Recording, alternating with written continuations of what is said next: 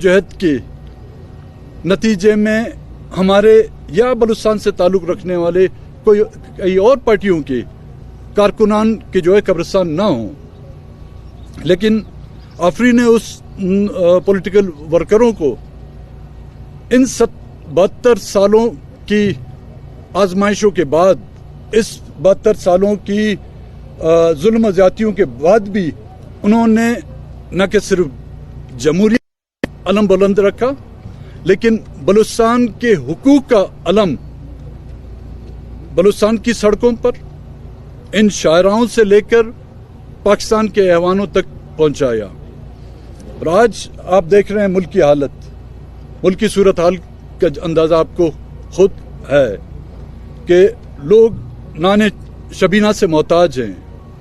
महंगाई, मेरे ख्याल में इसको महंगाई का नाम न दिया जाए, क्योंकि महंगाई एक पुराना लफ्ज हो गया है। इसके लिए तो हमें कोई एक अजीब सा लफ्ज ढूंढना होगा जो रोज बरोज महंगाई आपको किसी हद तक जाके परेशान करती है, लेकिन इस मुल्क की महंगाई आपको कफन पहनाने तक मजबूर करती है। और हमारे मुल्क के हुक्मरान अपनी हुक्मरानी के अलावा उनको जो है इस मुल्क की अवाम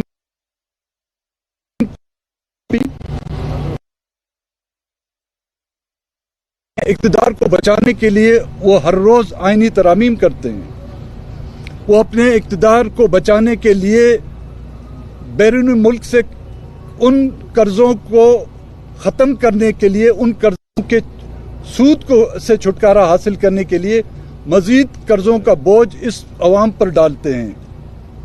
लेकिन ना ही महंगाई से उनको निजात मिलती है और ना ही उस बड़ी रकम से जो अमन अमान के सिलसिले में जो खर्च होती है। आज बलूचिस्तान के हालात आप देख रहे हैं। इसी कोयटे के नज़दीक कई दिनों तक लोग अपनी लाशों को रखकर एहतजाज कर रहे थे, उनका कोई पुरस्कार हाल नहीं हुआ। वजीर आजम को आने में दिक्कत हुई, हफ्तों तक यहां पर लोग अपने प्यारों की लाशें रखे हुए थे। यहां पर मिसिंग पर्सन्स का मसला हल होने के बजाय मजीद उसमें इजाफा हो रहा है।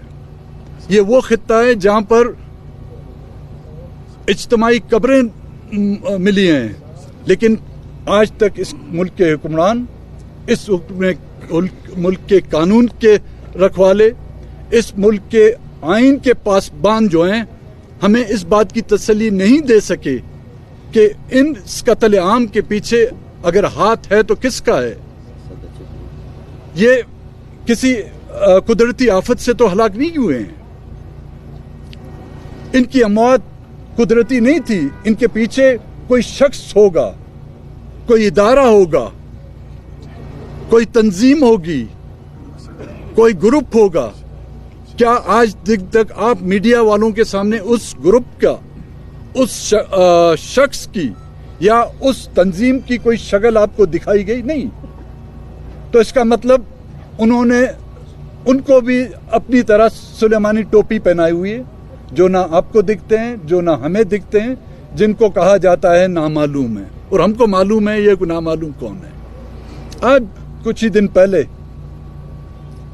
हुकूमत के इत्यादि जमात के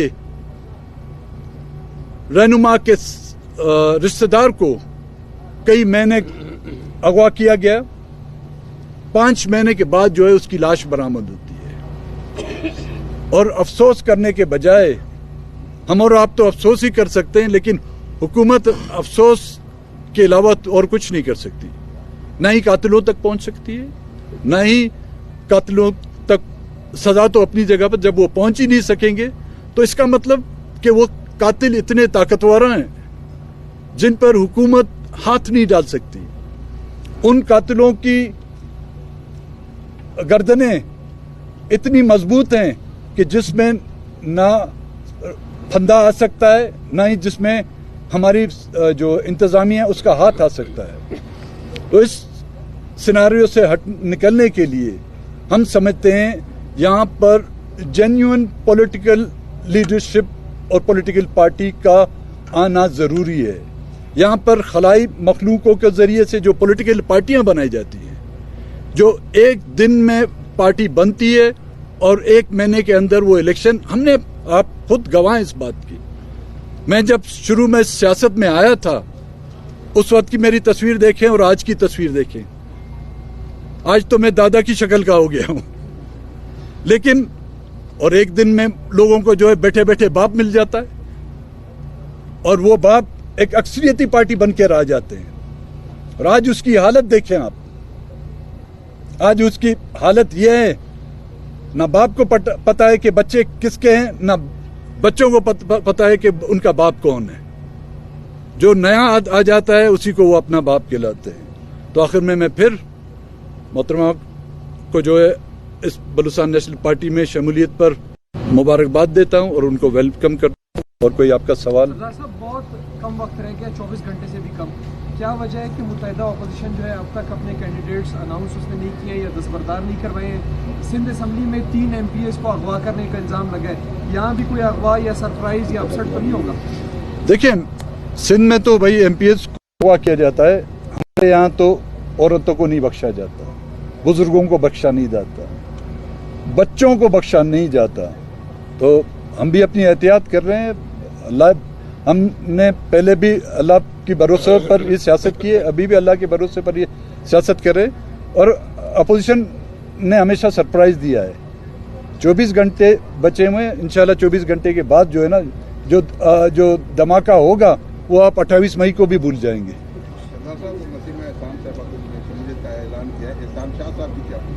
انشاءاللہ وہ وقت بھی دور نہیں ہے، جلد آئے گا.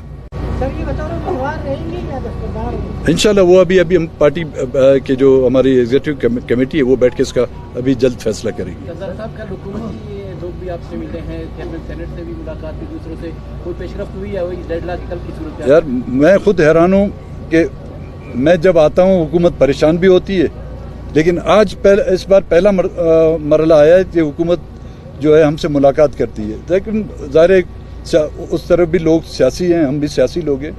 بات ہوئی ہے لیکن بات کسی نتیجے پر ابھی تک نہیں پہنچی.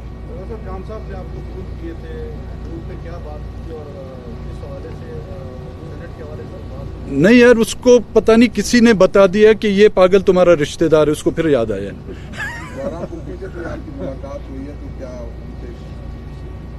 نہیں، انشاءاللہ ملاقاتیں جن سے ہوئی ہیں ہماری اس کا نتیجہ کل 5 بجے آپ لوگوں کو مل جائے گا.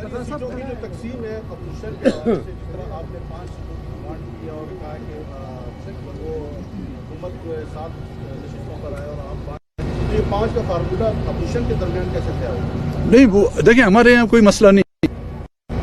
اپوزیشن اقتدار کی بھوکی نہیں ہے. اقتدار کی بھوکی ہوتی تو ہم اپوزیشن کے کب کے جو ہیں وہاں پر بیٹھے ہوتے. ہم نظریاتی لوگ ہیں، ہم سیاسی لوگ ہیں اور ہمارے درمیان انشاءاللہ جو ہے مسئلہ نہیں ہے. ہمارا مسئلہ جو ہے اس ملک میں آئین کی بالادستی، قوموں کے جو ہے برابری کی بنیاد پر ان کی حقوق کی تسلیمی، یہ ہمارا مسئلہ ہے. سردار صاحب کل 7-5 ہوگا، 6-6 ہوگا، 9-3 ہوگا، کیا ہوگا؟ یار وہ ایک بندہ گیا کسی نائی کے پاس، کہا کہ جی میرے سفید بالکن ہیں کہ دیر انتظار. سردار صاحب آپ اسلام آباد جا رہے ہیں تو جو پوزیشن بن رہی ہے، آپ کیا کہتے ہیں کہ آپ لوگ حکومت کو ہرا دیں گے؟ کیا سچویشن بن رہی ہے؟ دیکھیں جتنا ہرانا جو